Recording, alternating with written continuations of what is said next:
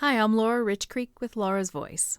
We are nearing the end of my interview with author Derek Barton, who wrote the Wyvern Shield series, a fantasy trilogy about a young woman, her younger brother slated to be the next king, and a nation facing war as they've never experienced before.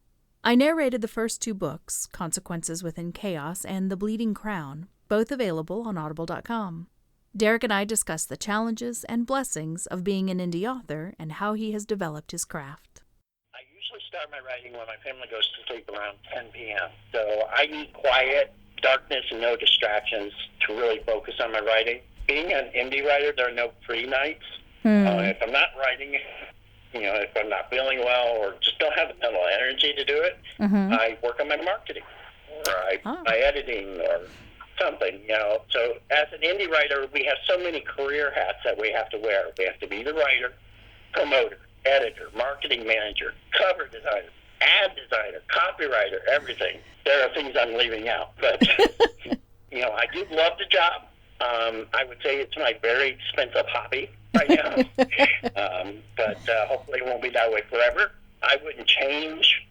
I have no plans to ever go to an actual publishing house now. I like self-publishing more than I ever thought I would. Fantastic. What is the most difficult part of your process? Perhaps you've alluded to that already. Self-editing has been a thorn in my side for sure. When I wrote Consequences, I wrote it in a 3-year span, but then I spent another 2 years editing and prepping it for print. That's a 5-year process, and you're not going to get much done that way. So I have worked out the process now to where I've slimmed it down, and like The Bleeding Crown, I wrote in 5 months and then was able to publish it within a year. But, it was better structured and completed and edited it, but I still find that, I'm a creature of habit, so I have a lot of words that I use often that I have to go back and find a way to remove. Okay. So I use and, I use the word still, and I use the word that very often. I have an editor, as I mentioned, actually two. My father, Ted Barton, helps me with a lot of my editing. Nisa Miller, she's my editor, and without her fresh eyes, a lot of times things would slip through that I'd be pretty embarrassed about. So I think the whole aspect of being an indie writer is difficult because of the fact you have to pay in advance and invest and hope that it's going to come back eventually.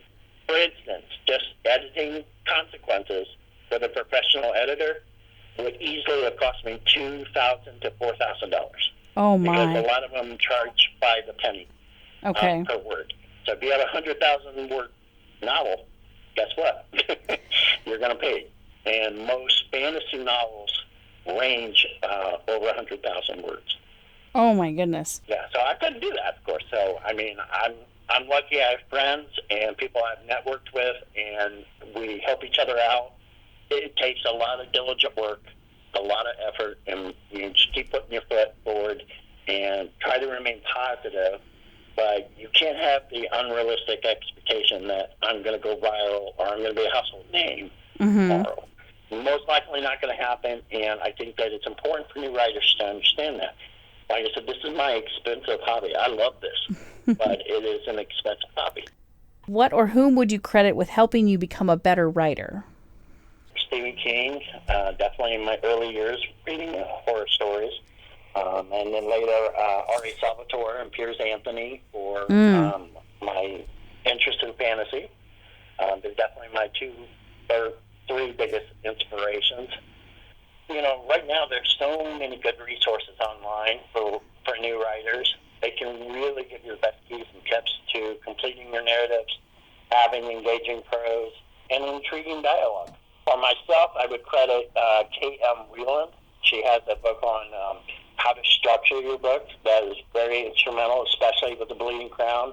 Really opened my eyes to pacing and to the whole hero's journey aspect. Wow. Very important book. Kristen Martin, she has a great and honest YouTube video series online. She gives you a lot of general aspects of writing and what works and how to treat your writing as a business career. There are tons of writing craft novels out there and reference sites, and to me, this is the best time in history to ever be a writer. Neat. Now, what makes you say that?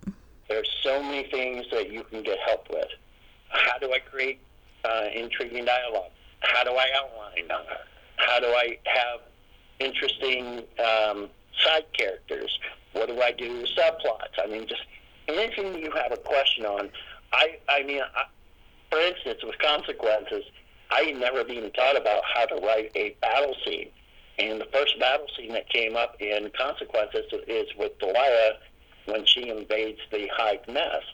And I didn't know how to do it. Huh. And literally, it took me at least 3 months to even get the courage to do it. It derailed the entire book, and I stopped. And it took me a long time to plot out what I was going to do and how I was going to do it. And I researched, and, you basically treat the battle like a dance.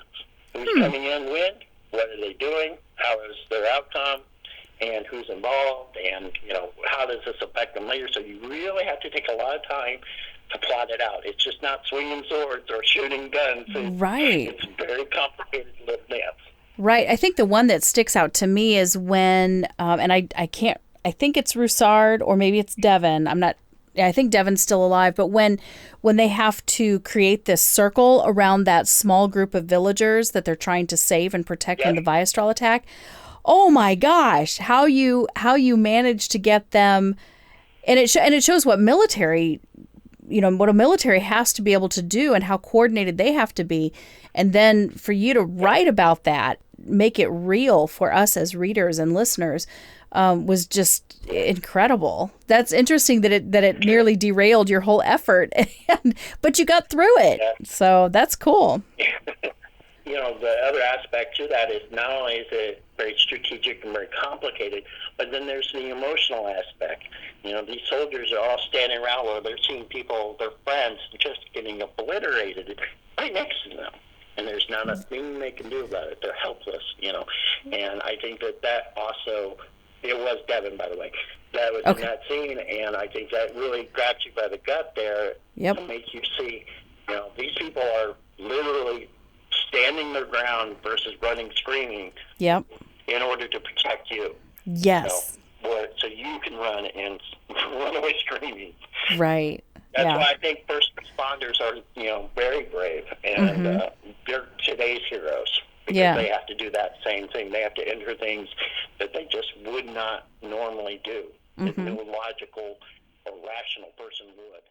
We've been listening to Derek Barton, author of Consequences Within Chaos and The Bleeding Crown, books 1 and 2 of the Wyvern Shield series. If you'd like to listen to either of these fantasy novels, you'll find them on audible.com. If you'd like to listen to them for free, contact me at laurasvoice.com. Request a special code on my contact form, leave your email, and I'll get that out to you as soon as I can. Visit either of us at laurasvoice.com or authorderekbarton.blog and let us know what you think. Thanks for listening. This has been Laura's Voice. I'm Laura Richcreek. Production copyright 2019.